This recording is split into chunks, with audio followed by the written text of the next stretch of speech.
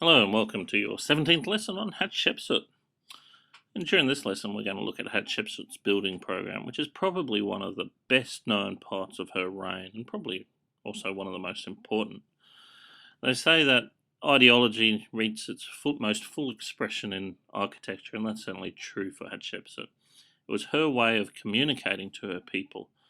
Building was always very common amongst the pharaohs, but Hatshepsut really took it to its fullest, most extent and used it to justify almost anything to do with her reign.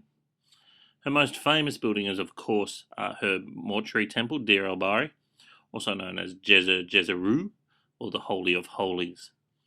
And it's on the west bank of Thebes, and it consists of three-step terraces with central ramps and colonnades, and it really highlights her reign as well as her relationship to Amun. It also had a chapel to Thutmose I, and it was different in that it was carved from the rock rather than being constructed out of pylons.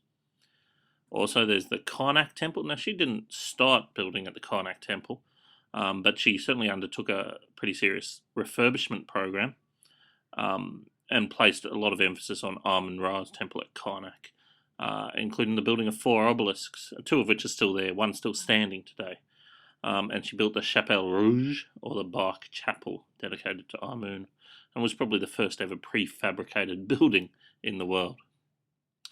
And finally, there's the work that Hatshepsut did in Speos Artemidos, the temple there at Beni Hassan, which was a rock-cut cliff temple in Middle Egypt, and Hatshepsut was one of the first pharaohs to start building in Middle Egypt.